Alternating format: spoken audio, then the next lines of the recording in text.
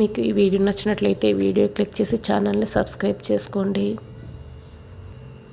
ఇక ప్లాన్ ప్రకారమే త్రిపాఠి దాత్రి కేదార్లు ఇద్దరు స్టేషన్లో లేనప్పుడు కమలాకర్ దగ్గరికి వస్తాడు. కమలాకర్ లాకప్లో ఉంటాడు. నేరుగా కమలాకర్ దగ్గరికి వస్తాడు. ఆ జేడీకేడీలు నిన్ను ఎన్కౌంటర్ చేద్దామని ప్లాన్ చేశారు అని చెప్తూ ఉంటాడు. సార్ మీకు దండం పెడతాను, ఏదో ఒకటి చేసి నన్ను కాపాడండి సార్ అని కమలాకర్ దండం పెట్టి అడుగుతూ ఉంటాడు. సరే నేను నిన్ను వదిలేస్తాను, నువ్వు వెంటనే ఇంటికి పారిపోవాలి, వెళ్ళిపో అని త్రిపాఠి అయితే లాకప్ ఓపెన్ చేస్తాడు. అలాగే sir thank you so much అంటూ కమలాకర్ అయితే అక్కడి నుంచి పారిపోతూ ఉంటాడు. ఇక వెంటనే త్రిపాఠి హోమ్ మినిస్టర్ ప్లాన్ ప్రకారం కూడా మళ్ళీ కమలాకర్ని పట్టుకుంటాడు. దూరంగా కొండల దగ్గరికి తీసుకువెళ్తాడు. ముఖానికి ముసుగు వేసేస్తాడు. చేతులు కాళ్ళు కట్టేస్తాడు. ఒక చోట కూర్చోబెడతాడు. త్రిపాఠి హోమ్ మినిస్టర్కి వీడియో కాల్లో మాట్లాడుతూ ఉంటాడు. ఇంకా ఏంటి త్రిపాఠి అలా చూస్తూ ఉన్నావు, వెంటనే వాడిని ఎన్కౌంటర్ చేసేయి అని హోమ్ మినిస్టర్ అంటూ ఉంటాడు.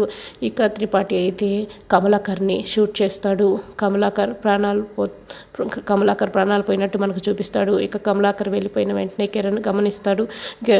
ఇక కారులో వస్తున్న జేడీకి కాల్ చేస్తాడు. మేడం కమలాకర్ గారు కనిపించటం లేదు మేడం అని చెప్తూ ఉంటాడు. వాట్ అని నేను ఇప్పుడే వస్తున్నాను అని జేడీకేడీ అయితే ఇద్దరు బయలుదేరి వస్తూ ఉంటారు. ఈలోపే కౌశికి ఫోన్ వస్తుంది. ఏంటి అవునా అంటూ కౌశికి ఉన్నపనంగా ఫోన్ కింద పడేసి ఇక అలాగే కుప్పకూలిపోతుంది. ఏమైంది కౌశికి అని ఇక అందరూ అడుగుతూ ఉంటారు. కమలాకర్ బాబాయ్ని ఆ జేడీకేడీలు ఎన్కౌంటర్ చేసేసారంట అని కౌశికి అంటూ ఉంటుంది. ఇక కాచి అయితే అలాగే కుప్పకూలిపోతుంది.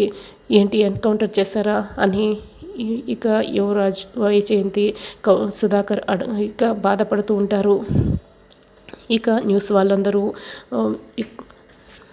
స్టేషన్ దగ్గరికి వచ్చేస్తారు. ఇక హోమ్ మినిస్టర్ కూడా జేడీకేడీని సస్పెండ్ చేయడానికి ఇదే మంచి టైం అని స్టేషన్ దగ్గరికి వస్తూ ఉంటారు. ఇక జేడీకేడీని ఇంకా సస్పెండ్ చేయాల్సి వస్తుందని సాధు నాయక్ అయితే చాలా బాధపడుతూ ఉంటాడు.